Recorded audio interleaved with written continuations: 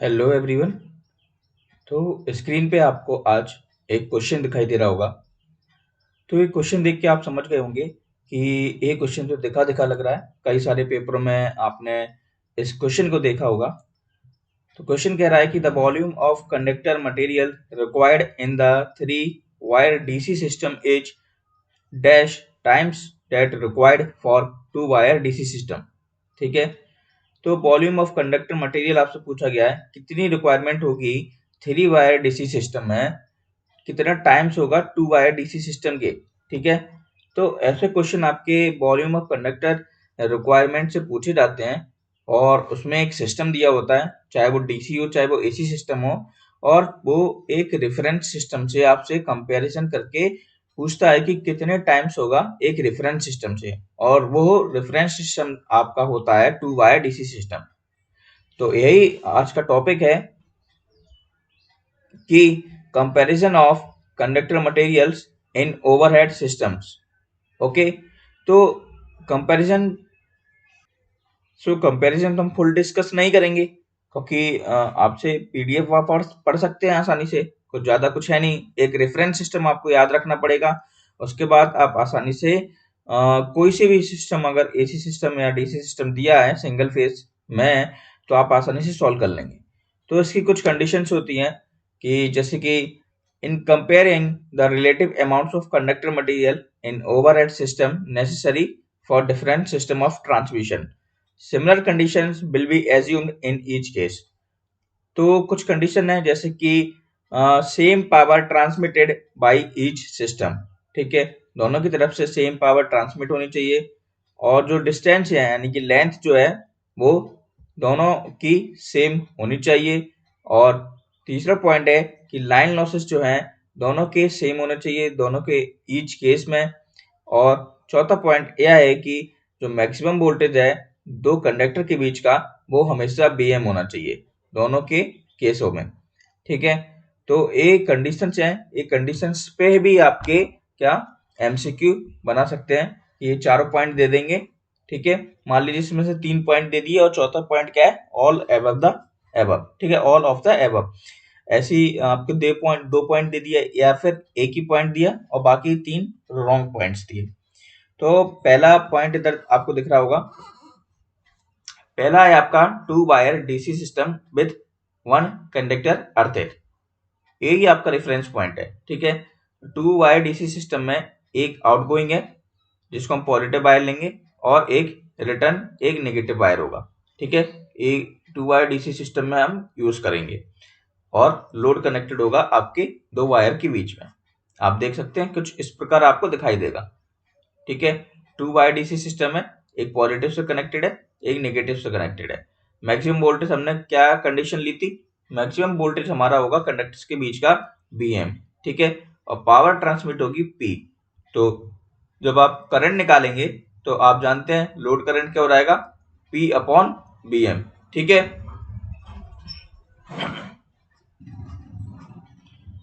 अब आप जानते हैं कि R1 जो रेजिस्टेंस होता है, resistance of each conductor material in overhead system is R1 equals to rho L upon A1। ठीक है। अब मैं इसको लेके चलता हूं।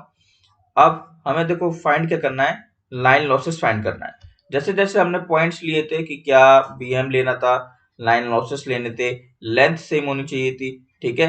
तो उन कंडीशंस को याद रखते हुए हमें क्या याद रखना है, रेफरेंस पॉइंट, यानी कि पहला वाला single phase two wire DC system.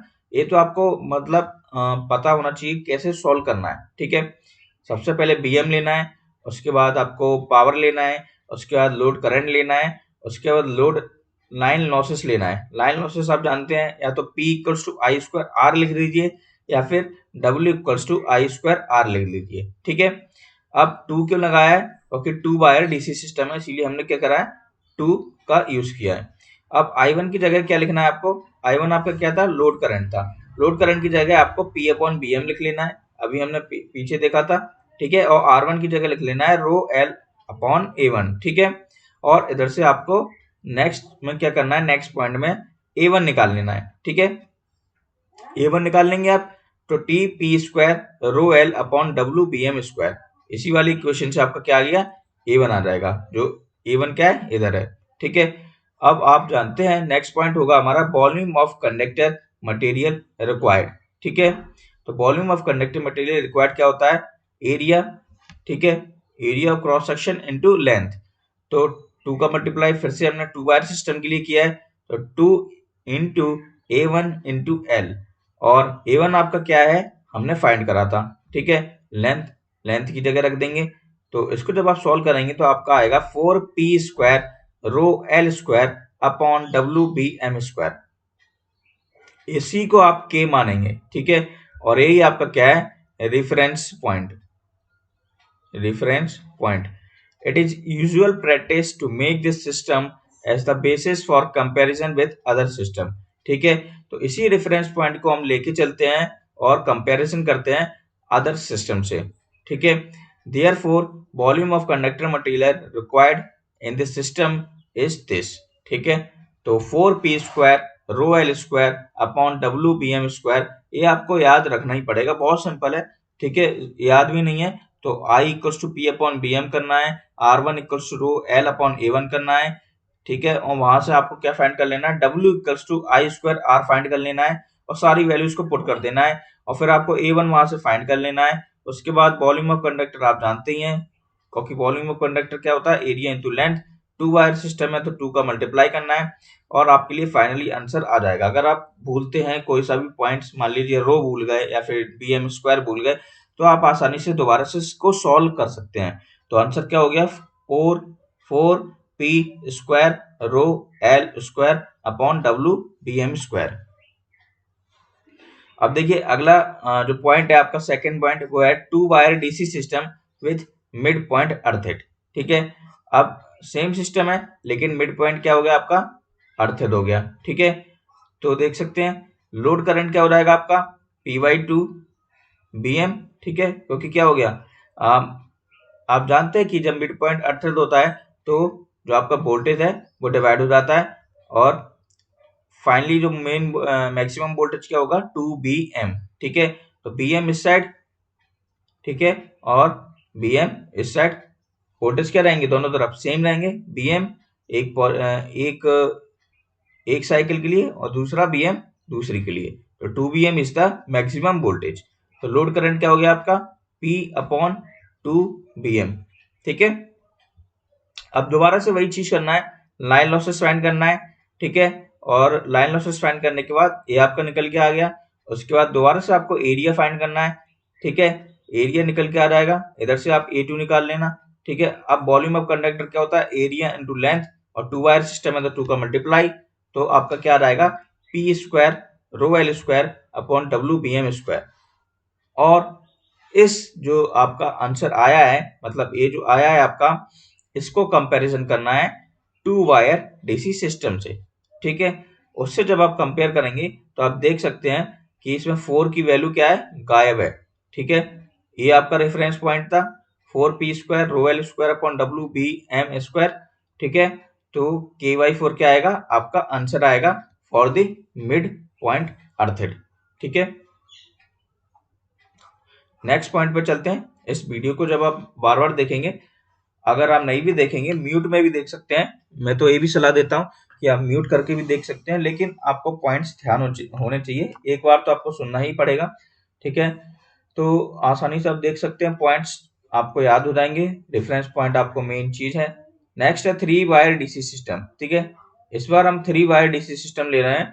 ठीक है, तो 3 वायर डीसी सिस्टम में क्या होता है कि 2 outers and a middle or a neutral wire which is earthed at the generator end. ठीक है, if the load is balanced, the current in the neutral wire is 0, assuming balanced load.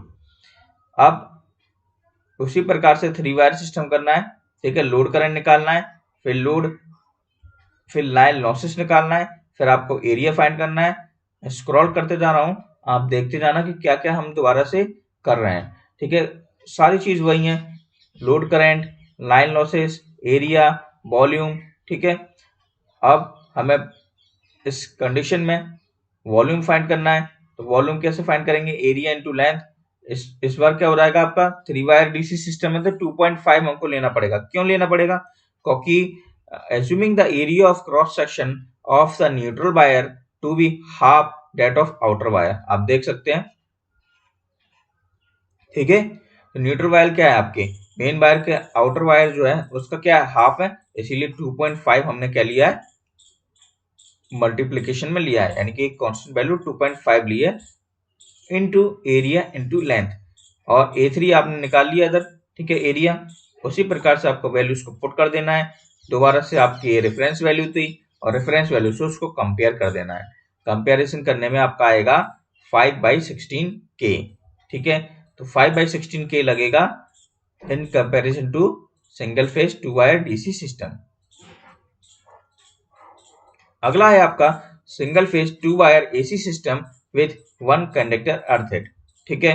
तो अब AC system की हम बात कर रहे हैं, ठीक है। तो एसी सिस्टम में क्या हो गया, एक कॉइल ले ली हमने, वही पॉजिटिव वायर और एक नेगेटिव वायर। अब चेंजेस क्या होंगे, तो मैक्सिमम वोल्टेज आप जानते हैं, ठीक है। इसमें एसी सिस्टम में हमको क्या निकालना होता है, आरएमएस वैल्यू। तो Vm/√2 हमको कंसीडर करना पड़ेगा, ठीक है। अब लोड करंट दोबारा से निकाल लेंगे, मैंने बताया Pm/√2 cos phi और P equals to PI cos phi, इसको हमें यूज करना पड़ेगा, ठीक है। तो I equals to P/Vrms cos phi, और Vrms कितना है आपका, Vm/√2 in the case of AC। आपका क्या फाइंड हो गया, load current √2 into P/Vm cos phi। अब दोबारा से लाइन लॉसेस, वही कंडीशन, ठीक है, I²R और 2 का मल्टीप्लीकेशन, 2 वायर डीसी सिस्टम है। फिर एरिया ऑफ क्रॉस सेक्शन, ठीक है। एरिया ऑफ क्रॉस सेक्शन के बाद, एरिया ऑफ क्रॉस सेक्शन कहां से निकालेंगे, लाइन लॉसेस से ही निकालना है। उसके बाद volume of conductor material, area into length, ठीक है। और एरिया इंटू लेंथ जब आप करेंगे तो आपका आंसर आएगा 2K/cos² पाई। ये भी आपने कई बार देखा होगा, single phase AC wire system 2/cos² phi, याद आ रहा होगा आपको, और कंपैरिजन कर देना है इससे, तो आपका आंसर आ गया। नेक्स्ट है single page 2 wire system with mid point earth. अब हमने दोबारा से क्या देखा था, डीसी सिस्टम के लिए देखा था, एसी सिस्टम के लिए भी मिड पॉइंट अर्थ आपके लिए है, ठीक है। तो दोबारा से लोड करंट आपको फाइंड करना है, लाइन लॉसेस फाइंड करना है, area of cross section find करना है, volume of conductor material requirement कितनी है। तो अब आपको देखो याद भी जल्दी हो जाती हैं चीजें, जैसे वहां क्या था, ठीक है, 2cos² phi, single phase AC wire system में क्या आ रहा था आपका आंसर, 2/cos² फाई, और इधर क्या आ रहा है, K/2cos² फाई, ठीक है। तो ये सारी चीजें आपको याद रखनी पड़ेंगी, या फिर याद नहीं आ रही हैं तो आप सॉल्व कर सकते हैं। सॉल्व क्या, जैसे मान लीजिए कन्वेंशनल पेपर में आता है तो आपको सॉल्व करना ही पड़ेगा, नहीं तो आप टेबल को तो जरूर ध्यान रखना पड़ेगा कि टेबल में किस प्रकार से पूछते हैं, क्योंकि आप सॉल्व करेंगे तो टाइम आपके पास कम रहता है ऑफ ऑब्जेक्टिव पेपर में। और इम्पोर्टेंट चीज है कि ऐसे क्वेश्चंस आपके DMRC, UPMRC, ठीक है, SSC JEE, MP PGCL, ठीक है, PGCIL, बाइडेक स्टील, कई सारे एग्जाम्स में क्वेश्चंस पूछे गए हैं। कुछ इकलौता क्वेश्चन तो है नहीं, कई सारे क्वेश्चन बन सकते हैं, ठीक है। तो पूरी टेबल आपको याद होनी चाहिए, ठीक है, ज्यादा पॉइंट्स नहीं है, टेबल आप आसानी से याद कर लेंगे। फिर है सिंगल फेज 3 वायर सिस्टम, ठीक है। दोबारा से आपको एक न्यूट्रल लेना पड़ेगा, मैक्सिमम वोल्टेज कंडक्टर के बीच में 2 Vm है, ठीक है, RMS√2 Vm हो जाएगा, ठीक है। Power factor of the load, load current आपने निकाल लिया, फिर लाइन लॉसेस आपने निकाल लिए, एरिया ऑफ क्रॉस सेक्शन आपने निकाल लेंगे, वॉल्यूम ऑफ कंडक्टर मटेरियल 2.5 आपको लेना पड़ेगा, क्योंकि एक न्यूट्रल वायर क्या होगा आपका, हाफ होगा आपके आउटर वायर से, इसीलिए, ठीक है। आपको फाइनली याद क्या करना है, फाइनल वैल्यू, ठीक है, एक रेफरेंस वैल्यू और एक फाइनल वैल्यू। तो ये हो गया आपका 3 वायर सिस्टम। उसी प्रकार के आपके 2 फेज 4 वायर एसी सिस्टम होते हैं, ठीक है। तो 2 फेज 4 वायर एसी सिस्टम के अंदर आपको क्या होगा, 4 वायर लेने पड़ेंगे, ठीक है। कुछ इस प्रकार से आपको दिखाई देगा, ठीक है, मैक्सिमम वोल्टेज, फिर आरएमएस वैल्यू ऑफ वोल्टेज, फिर आपका लोड करंट, ठीक है, फिर आपके लाइन लॉसेस, ये सब सारे पॉइंट्स आप लिख सकते हैं, नहीं तो कहीं भी आप वेबसाइट से अवेलेबल होता है, आप वहां से भी आप इसको आसानी से पॉइंट्स को नोट्स कर सकते हैं। फिर आप लाइन लॉसेस निकालने के बाद एरिया ऑफ क्रॉस सेक्शन, फिर वॉल्यूम, तो फाइनली क्या आएगा आपका k upon 2 cos square phi. ठीक है। फिर two phase three wire system, ठीक है, वो ये भी कैसा है, इसी प्रकार है। मोस्टली क्वेश्चन आपके single phase two wire DC system वाले जो पॉइंट्स थे उनसे आता है, या फिर सिंगल फेज एसी सिस्टम से आता है। टू वायर टू फेज से सिस्टम से अभी तक क्वेश्चन शायद बना है या नहीं, ये कुछ कह नहीं सकते। ठीक है, तो इसका आंसर जो है to phase three wire system का, ये थोड़ा अलग है। 1.457 अपॉन कॉस स्क्वायर फाइव का क्या है आंसर।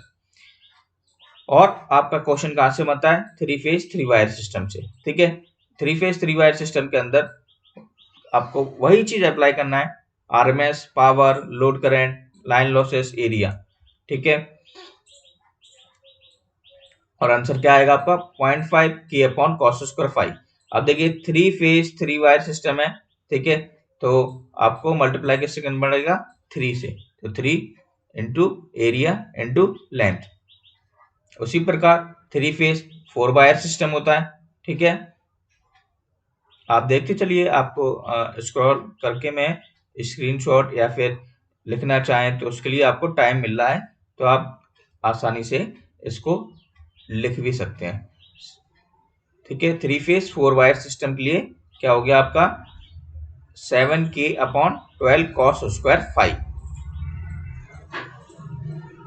तो यही तक आपके क्या थे, पॉइंट्स थे। ठीक है, तो यही इन्हीं पॉइंट्सों में से आपके क्या क्वेश्चन बन जाते हैं, जैसे कि मैंने शुरू में दिखाया था। ये रहा वो आपका जहां से आपके क्वेश्चन बनते हैं, जैसे कि लिखा है क्वेश्चन में आपके, the volume of conductor material required in a three wire DC system is how many times of required for two wire DC system. तो हमने देखा था कि आप जब आप सॉल्व करेंगे तो 1.25, ठीक है, 1/4 मिड पॉइंट अर्थ का आया था, 1/4 क्या हो गया आपका, ठीक है, आंसर। तो उसी प्रकार से सारे पॉइंट्स आपको लिखे दिए हैं, एक कंक्लूजन टाइप का, या एक मैं कह सकता हूँ एक पीडीएफ है, तो कंक्लूजन आपको याद होने चाहिए सारे, या तो आप दोबारा से वहां जाएंगे पीडीएफ में और सारे पॉइंट्स को नोट कर लेंगे अपने हिसाब से कि फाइनली आंसर क्या आता है। पहला क्या है, डीसी टू वायर सिस्टम, फिर मिड पॉइंट अर्थ, फिर थ्री वायर डीसी सिस्टम, फिर single phase two wire AC system. सबसे ज्यादा जो पूछा गया है वो आपका single phase two wire AC system है। ठीक है, ये तो आपको मस्ट है, याद होना चाहिए। कई बार मैंने इसको इन जो पेपर में सॉल्व करवाता हूँ, मैंने कई बार इन single phase two wire AC system के क्वेश्चन को देखा है, तो आपको भी ये याद होने चाहिए, ये बहुत इंपॉर्टेंट टॉपिक है। So thank you.